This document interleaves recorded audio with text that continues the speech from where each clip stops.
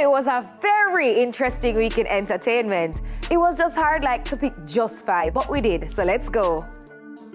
Tony Ann sings message on social media to Andre, aka Popcorn. You make me wanna run, run, run. Heart be racing like a drum, drum, drum. Really, really sweet. No, sir, if you can't call him by his first name. Oh, passport name, hello.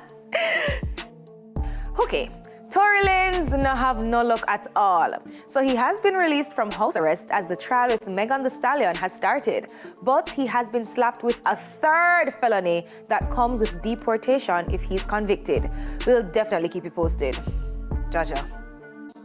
Guess who's going on tour with Chris Brown? Wop, wop, wop, wop, wop, wop, wop will be on every European's lips when Skilly Bang touches down. Big up, Skilly.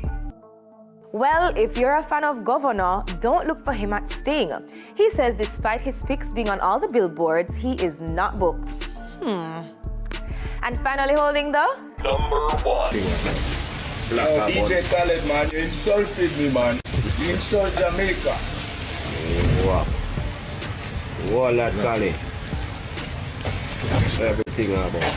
Boy, Sizzler, you go hard pon the plaque, man, I lie. So on Thursday, Sizzler destroyed the plaque commemorating the Khaled album he was featured on that went viral. Sources say Sizzler was unhappy with the size of the print of his name on the plaque. I don't know the full story, but I'm sure the story shall be told. Khaled hasn't commented just yet, so we'll see. But that's it for the Intense 5 tonight. I'm sure next week will be just as intense because it's the week leading up to the big Burna Boy concert, and I can't wait.